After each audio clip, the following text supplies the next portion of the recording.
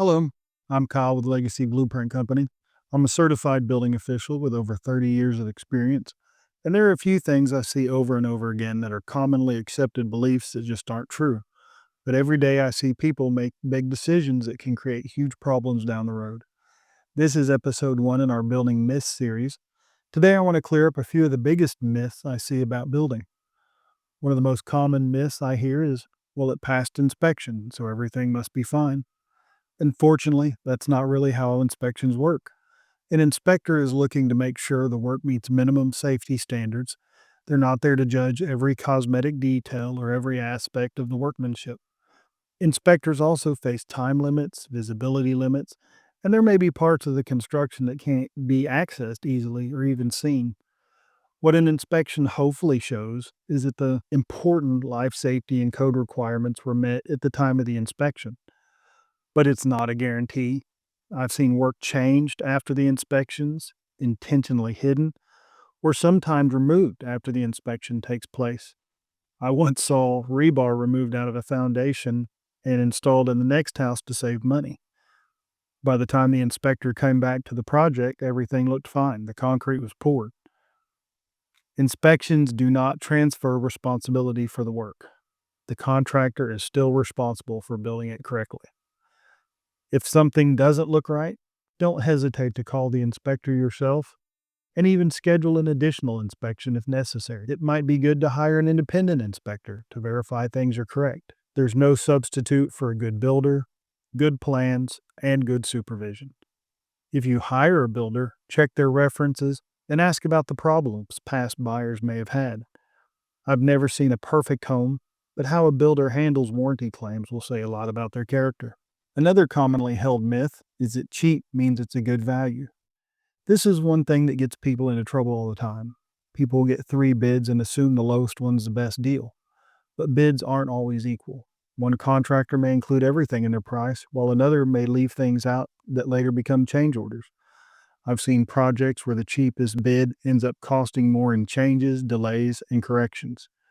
When you're comparing bids, one of the most important things you can do is ask for an itemized breakdown of what's included. If a contractor can't or won't provide one, that's a major red flag. An itemized bid lets you compare apples to apples and understand exactly what you're paying for. And don't forget to include time in your bid. Time is money, and the money you pay on interest can add up fast. You can require a penalty if the contractor exceeds a reasonable amount of time. You shouldn't pay for their delays. It's also important to understand that not all contracts are structured the same. There are several types. You can have fixed price, construction manager at risk, cost plus.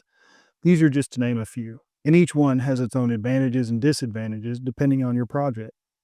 Another thing that almost nobody talks about, especially in residential construction, is protection if something goes wrong. One of the most overlooked tools for that is a performance bond. A performance bond is basically a financial guarantee that the job will be completed according to the contract, even if the contractor can't finish the work. And this is important. When a contractor says they're bonded, that doesn't mean your project is bonded. Often that just means they carry a general bond for licensing or business purposes. To actually be protected, you have to require a bond that's specific to your project. This will protect you if the contractor fails to complete the work, and most homeowners never even ask about it. Imagine a contractor walking off a project halfway through. Without protection, the owner is left trying to find someone else to finish the work, often at a much higher cost. A performance bond is there to protect you in that situation. If you'd like to hear more about this in detail, this is another topic I'll be creating a longer video on later, so follow us to keep up with our latest videos. Another myth is that acting as your own general contractor saves money. This one has become real popular, especially with online videos making it look easy. Let me start by saying it can work, but people often underestimate what a general contractor actually does and the value they bring to a project. Not just with their experience, but also their connections. Imagine that you need an electrician, but a builder who gives them 50 houses a year needs them. Who do you think they're going to give their priority to? If one trade shows up late or something isn't ready, it can delay multiple other trades. And again, delays cost money. There's also liability, warranties, and knowing how to handle problems when they come up. I've seen homeowners save money by doing it themselves, but I've also seen projects stall, go over budget, and take twice as long because coordination can become overwhelming. Your time is worth something also. You have to factor in what is a year or more of your free time worth. I would also be cautious about some companies that promise to help you DIY your own house. In my experience, they often cost more in time, money, headaches than simply just hiring an experienced contractor. Another thing I'll briefly mention here, but I'll go into detail in another video, is never pull your own permits for a contractor. Some contractors will try to have a homeowner pull their permits, often given reasons about why it benefits you, but in many cases it just shifts liability or avoids requirements by the city that they should be meeting themselves. Pulling the permit shifts the responsibility for insurance, inspections, plus code and zoning compliance on you instead of your builder. So if you're planning to tackle a project yourself or hire a contractor, these are just a few things you'll want to keep in mind.